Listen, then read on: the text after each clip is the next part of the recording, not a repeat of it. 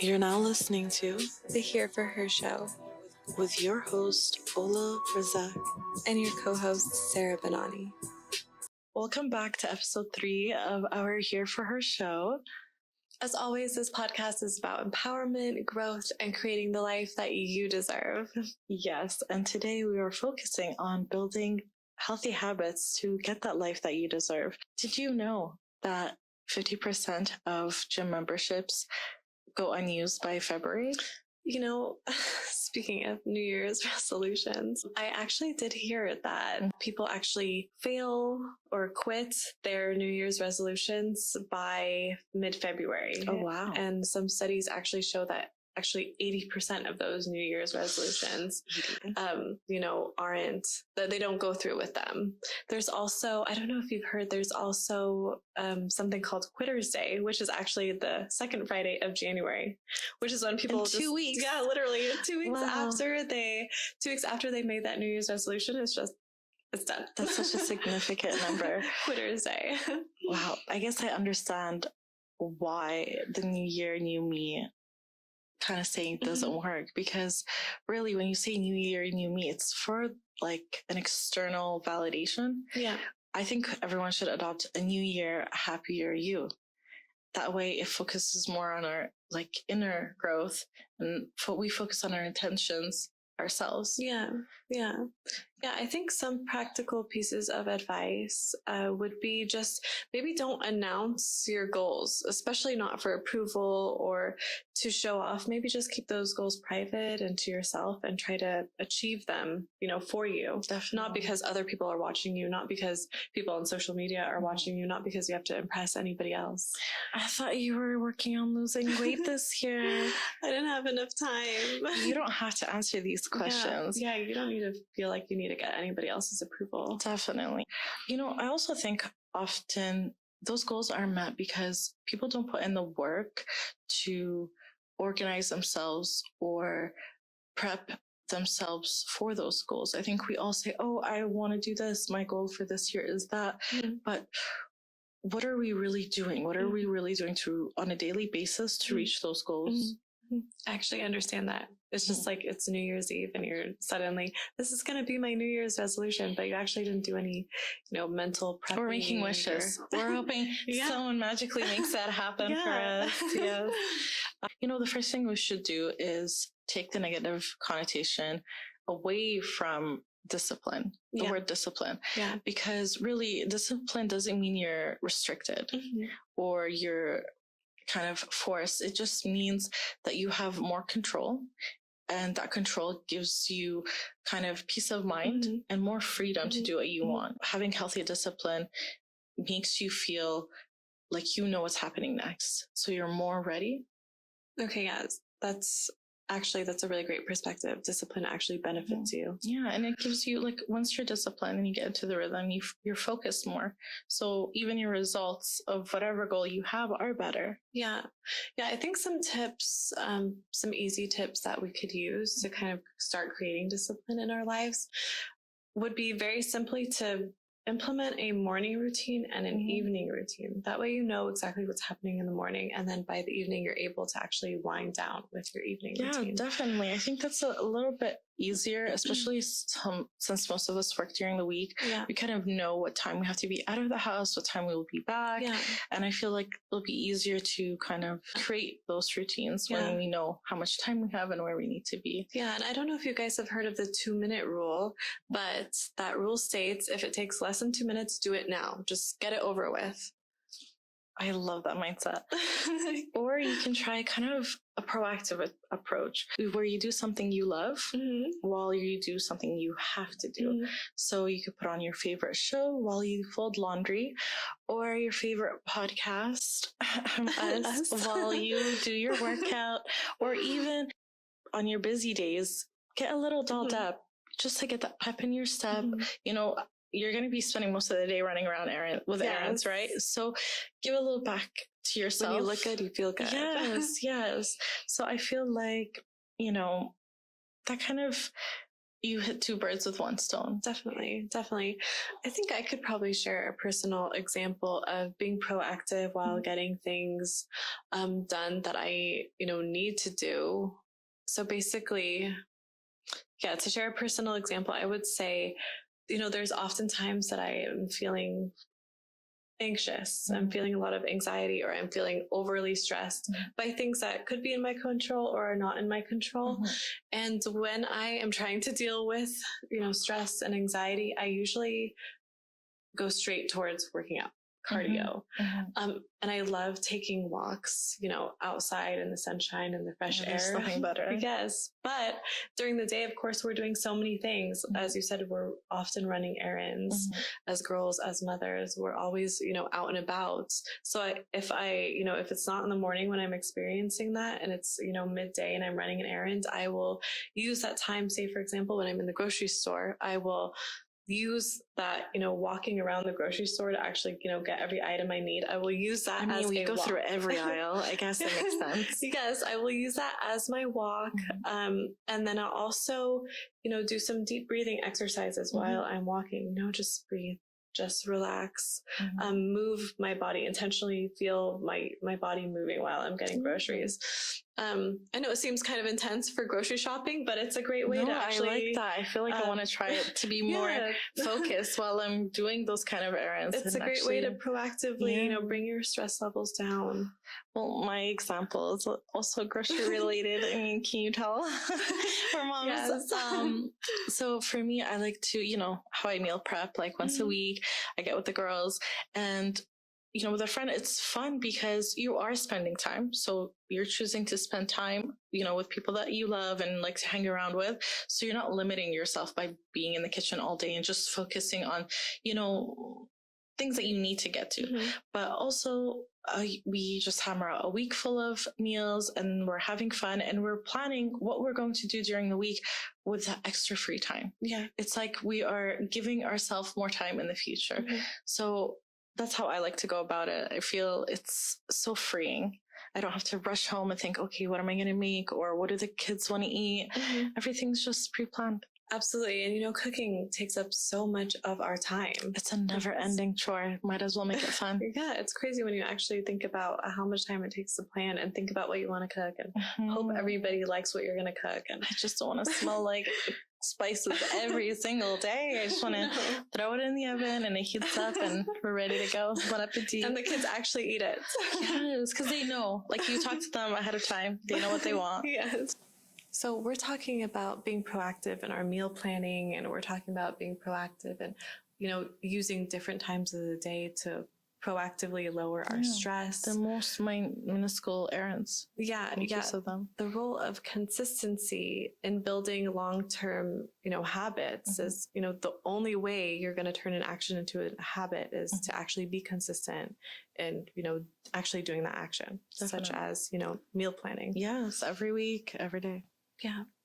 And I think, in other words, if you stay consistent, you build habits. And when you build habits, those build discipline. And discipline helps you feel free and more in control. Yes, it feels so good to take actionable steps, because when you actually see yourself moving forward through those actionable steps, you're going to want to just continue. It's the little wins, I feel. And I think those actionable steps can be kind of like micro goals where, you reach them faster.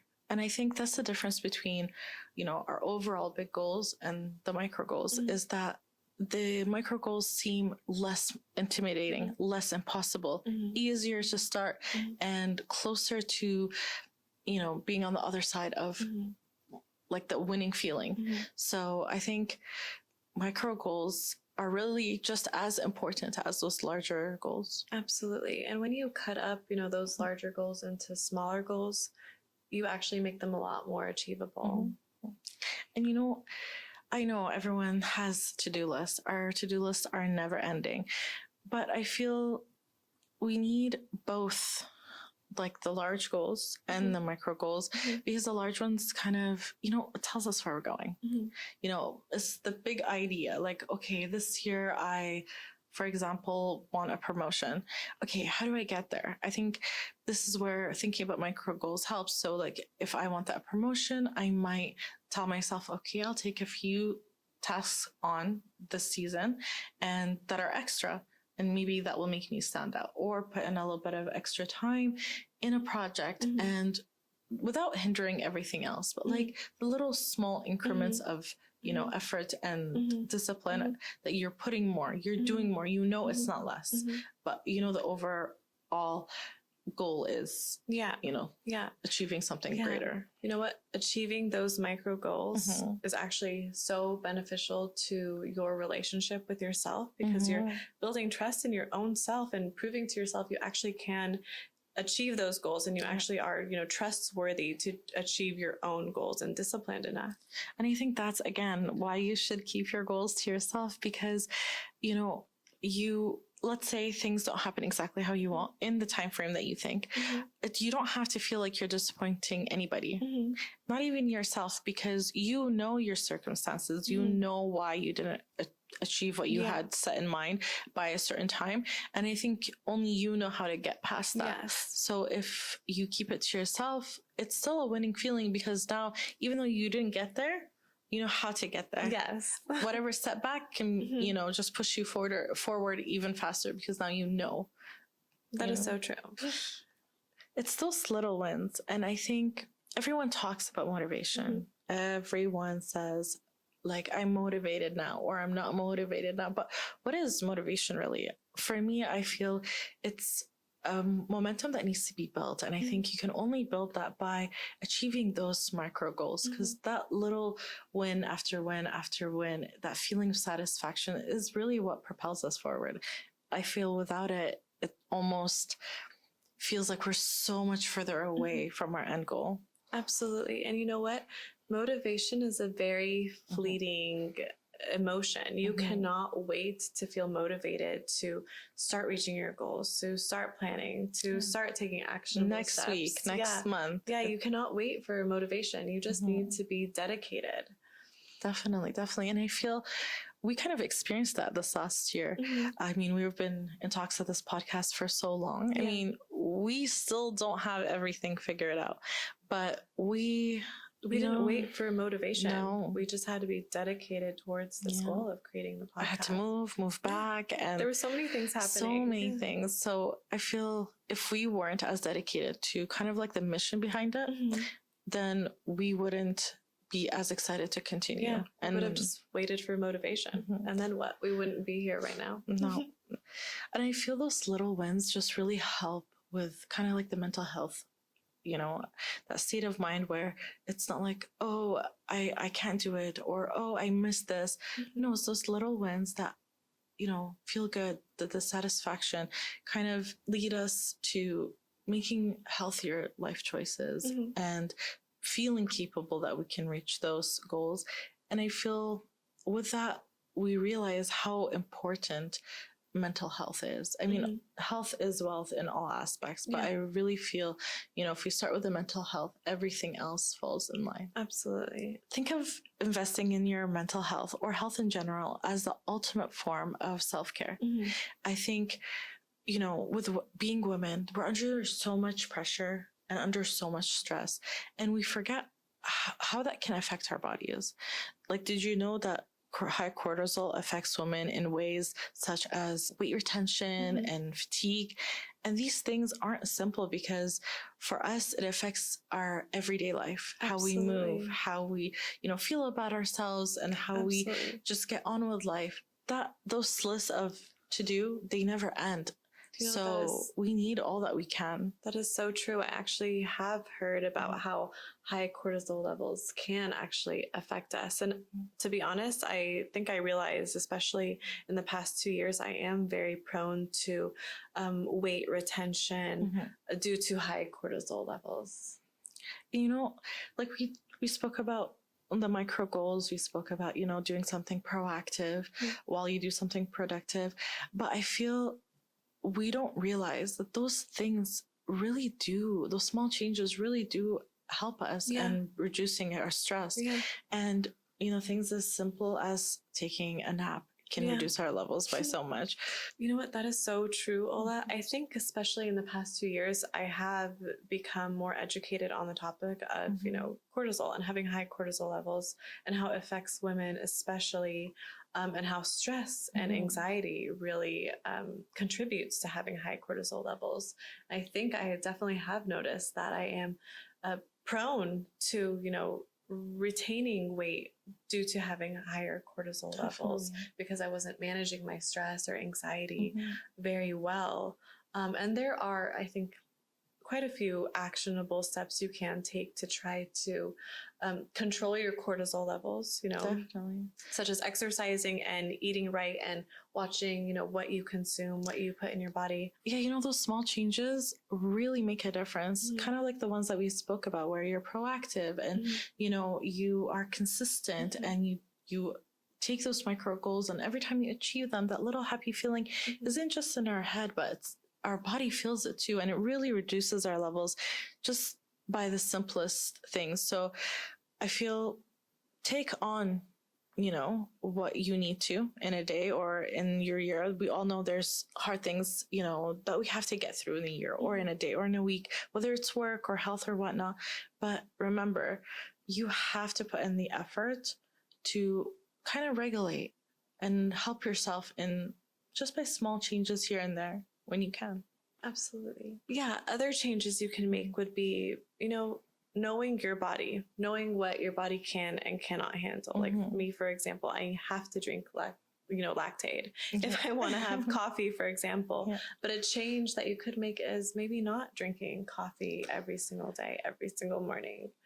I think people think of coffee as kind of like a superpower.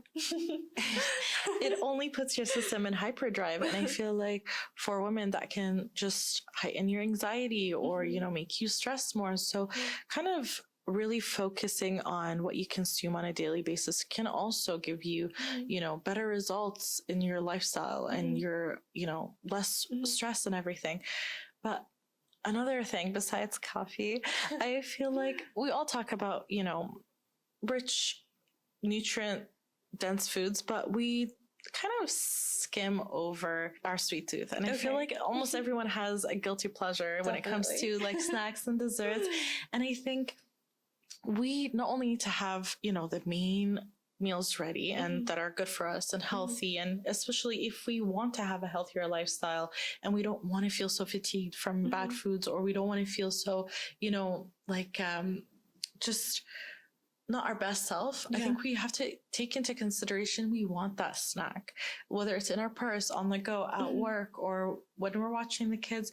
I think focusing on having better quality options within arm's reach can help us not derail. It takes that one snack and then you're, just one piece, that one piece. And then next thing you know, you've gone through the whole bag. Yeah. So I feel we have to take that into consideration. That is so true. Watching what snacks you're going to be putting in your mouth all day long will make a big difference, especially in your energy levels. And another thing that I love doing actually is napping, midday naps. Women's bodies work much differently than men's, for example. And we need that daily midday nap. I love just turning off my, pressing on my power button like a computer monitor, shutting off for 15, 20, even 30 minutes, and then waking up refreshed. That helps reduce your levels by so much. And I feel like I'm so much more appreciative of how much women have, contributed to pushing the medical system to learn more about the woman's body and give us better answers and that apply to us. Our body, our stamina, our, health in general is different. We do need more rest than the regular man. We do need more, of said nutrients or said, like vitamins. But now more than ever, I feel like we're that much closer to just realizing how different we are. I hope we get to a point where we fully understand our own bodies. Absolutely. I mean, I've even heard that, men wake up with a spike of testosterone. Yes. Women don't. No. We're going to get so I wake up to nap again. Wake up to nap again. It's so hard. You know, my dreams are very vivid. I wake up tired. I need a nap. Literally, finished getting dressed, finished doing my makeup. I'm already exhausted by the time. Okay, they're gonna think of us differently. On Sundays, on our days off, we take those extra naps. Today, we're up from 5. Okay, don't judge us. If you hear me say like or whatever 1,000 times, let it go. Just let it go. I'm still a little shy. The key takeaway: stress management doesn't just help you feel better mentally, it also creates a ripple effect, improving your overall health. Yes, it definitely does. And I think with that, we have to always remember that just thinking of goals is not enough. And if we want to really achieve them, we have to put a set plan in place or kind of a schedule to make sure we, are getting closer day by day. And what I mean by that is that we don't just, say, okay, every Sunday I'm going to go work out. What does that mean for the rest of your week? What are you not able to do on Sunday that has to be moved to another day? Mm-hmm. For example, again, back to the meal prepping, some people think, okay, I'm just going to start meal prepping. But really, there's a lot that goes into it. Consider the lead up before the follow throughs. So, for example, if you want to start meal prepping, think about taking one day during the week and only plan for breakfast, like for the meal prep. Mm-hmm. Next day, think of only looking for recipes for the dinner and so on and so on. So by the end of like a few days, you have all that figured out, and then work on your kind of grocery list.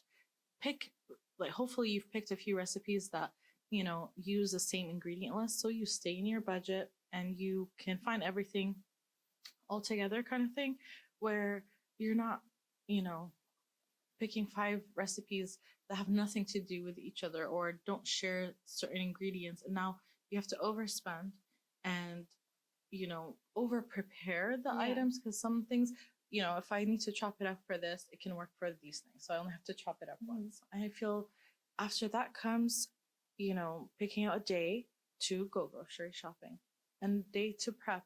Maybe you can fit those in one day or whatnot, but really set yourself up to kind of achieve those goals by actually being realistic on how the setup goes. So I think anything is possible so long as you prepare and organize for it. Yeah, and meal prepping also is becoming ever so, a lot more popular these days. Yeah, everybody meal preps because everybody's doing so much now. Nobody's just doing one thing anymore. Yeah. There's multiple streams of income, or even having different kids of different ages. Like each child needs different type of entertainment or attention from you. So we don't have all the time in the world like we used to before. Yeah. And when you prepare for this or whatever it is that you want to get done, I feel like it takes away anything that triggers stress. Okay. Because you've already allocated time, space, and you're already prepared. Yes, you've prepared your solutions. There's, the least amount of challenges in your path, and you're just ready to get it going, get it rolling. And once it becomes a habit again, becomes a lifestyle, you don't think about it anymore. It just becomes easier. And when that happens, I feel you have more room on your plate. When things become muscle memory, you're like, okay, I can do that. That gets done this much quicker now, so I can add something else.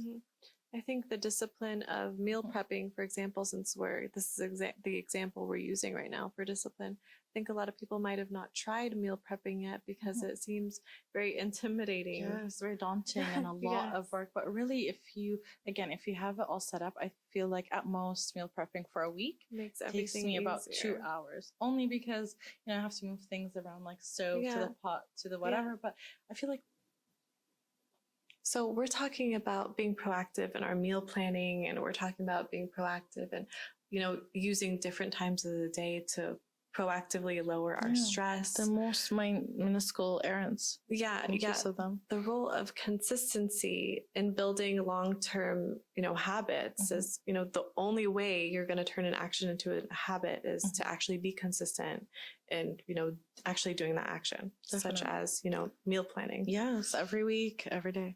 Yeah. And I think, in other words, if you stay consistent, you build habits. And when you build habits, those build discipline. So we're talking about being proactive in our meal planning, and we're talking about being proactive and, using different times of the day to proactively lower our stress. The most minuscule errands. Yeah. Use of them. The role of consistency in building long-term, habits is, the only way you're going to turn an action into a habit is to actually be consistent and, actually doing that action, such as, meal planning. Yes, every week, every day. Yeah. And I think, in other words, if you stay consistent, you build habits. And when you build habits, those build discipline. So we're talking about being proactive in our meal planning, and we're talking about being proactive and, using different times of the day to proactively lower our stress. The most minuscule errands. Yeah. Use of them. The role of consistency in building long-term, habits is, the only way you're going to turn an action into a habit is to actually be consistent and, actually doing that action, such as, meal planning. Yes, every week, every day. Yeah. And I think, in other words, if you stay consistent, you build habits. And when you build habits, those build discipline. Now we all have a slow cooker or like an instant cooker that helps to kind of cut the time. Yeah. So you can do multiple things all at once and just be done. Absolutely. Absolutely. Even salads and like smoothies and all these things, you just pop it. Like for the smoothies, you just pop it in the freezer and you're good to go. We're going to put some recipes on Instagram. Share some of our favorite recipes. So you guys make sure to head on over to our Instagram and check them out. Okay. Definitely. I do have 2 recipes that you can do overnight. I'm sure the whole family will love, but really my priority is you. We want to make sure that you have more time for yourself in the mornings or, just make it that much easier that you are fed and you are taken care of just as you take care of everyone else. Yeah. We're here to fill your cup. Another thing when you are prepped and, you're no longer as stressed and you're not running home to figure out what am I going to cook for the kids, or I can't go out this weekend on just a prompt to invite with friends because I have to do this, that, and the other. No, you kind of have more time to, see friends and get out, you and the kids, or, get ahead with work because you have the extra time. Yeah. And really, it feels like just so much less clutter in your mind. Yes. And with that, there's just so much more space for creativity and fun and just being yourself. And honestly, I not hate, but like I can't, okay, maybe hate, because I love hosting, but I do not like last minute stuff because I love hosting. So I like to be prepared. If I love you, I want you to tell me when you're coming over because I want to be prepared for you. Because when you come, I want you to enjoy your night here. It's your night off. And I have the pleasure of seeing you. So some people don't understand me when I say I don't like last minute things, but it's really because I love to take care of my guests. It affects me. That's so beautiful. Yeah. I realize I'm getting to know myself more. Like the more we talk about this thing, I'm seeing what triggers me. So it's good to know. I guess I should, get a freezer, an extra one, and just like have everything ready in there for, last minute guests and stuff like that. And I can relax more, maybe. That's so nice, honestly. Alongside with, meal prepping and being prepared for guests, which is so awesome. You also want to, be disciplined in making, as we're talking about making more time, but also making more space in your life to be able to have the discipline of, being prepared early. So, in other aspects, you can also, declutter a space in your home. Declutter, your phone, different folders on your phone, on your iPad, on your laptop. Get rid of the 18,000 screenshots that you're not using.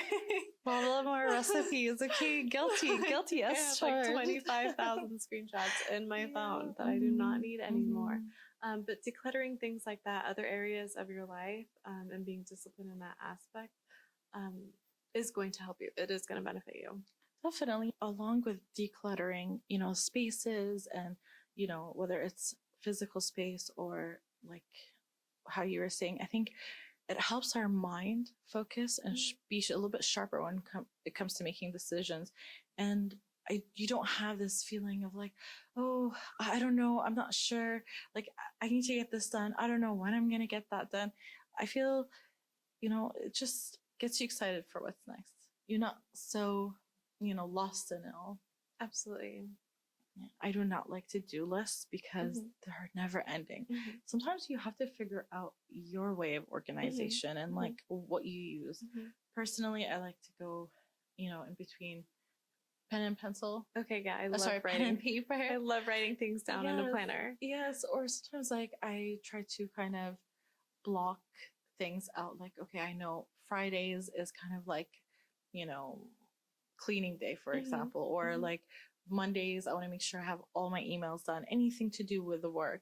Okay. But there's other ways we can go about it as well. Absolutely.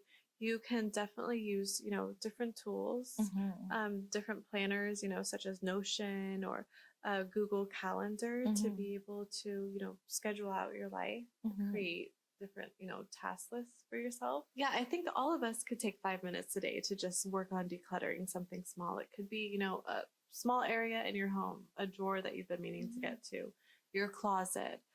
It could also be files on your phone.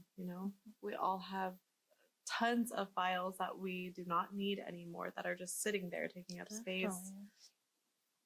I think just free yourself from it all. Free yourself and have space for what you want to do next. Yeah. Less is really more. Definitely. I like how you said that, actually. Less is definitely more. I think if you're going to do anything today, do that 5-minute clear out and let us know what it is that you cleared out. And was it that hard? Was the 5 minutes I really procrastinate decluttering things. Or did you enjoy the feeling knowing that you no longer have to think about this? You no longer have to allocate time to it. And did you feel like you wanted to spend more time and really go through it thoroughly? When I do start decluttering, I want to keep going, actually. Yeah, so let us know. Let us know. Maybe, you know what? I do want to declutter my car. So I'll do that and let you guys know how long it takes me. I'll try to put a 5-minute timer and go super fast, but let us know. Yeah. So I think, sometimes we need inspiration. Again, not motivation, because motivation is momentum we build. But I think we all need inspiration, and that can come from like outside of ourselves. And sometimes, social media is thought of in a negative way, but I feel like as we grow, we know how to use it to our advantage. So why don't we share with them a few of the creators that we would recommend, that we care to listen to, or, are inspired by? Yeah, absolutely. It's great to use social media for your benefit, instead of just sitting there and doom scrolling. I think that's what we call it nowadays. Instead of doom scrolling, actually follow people who are going to inspire you, people that you're going to learn from. Do you have some influencers that you really like, watching? I do like the soft-toned, delivery. So, for me, I do enjoy Mel Robbins. I don't know if you've heard of her. She's kind of simple, straight to the point. All the information she gives is science-backed, and it takes the guessing out for me. I don't like to have to, I heard something now, I have to go do the homework behind it. I like to have some trust. So if it's science-backed, it just gives me some ease. And I like her no nonsense strategies. It's not coming out right today. Strategies for building that motivational momentum and really focusing in on your thoughts, using them to motivate yourself. And I really do like her approach because her advice is easier for me to apply to my day-to-day. So I know if I'm going to listen to one of her videos or her TikToks or whatever, I gain something. It's not just fluff. I like the fact that she is science-backed and kind of scientifically prove, that what she is saying is correct. She's not like speaking for the sake of speaking. An influencer that I really like, that I have followed recently, her name is Maddie Webb, actually. Her style is not as sweet and soft as Mel Robbins, who you were just speaking about. She is more of a like, I'm gonna give it to you straight. I'm gonna give it to you tough. Like, you girls need to listen. You need to hear what I have to say.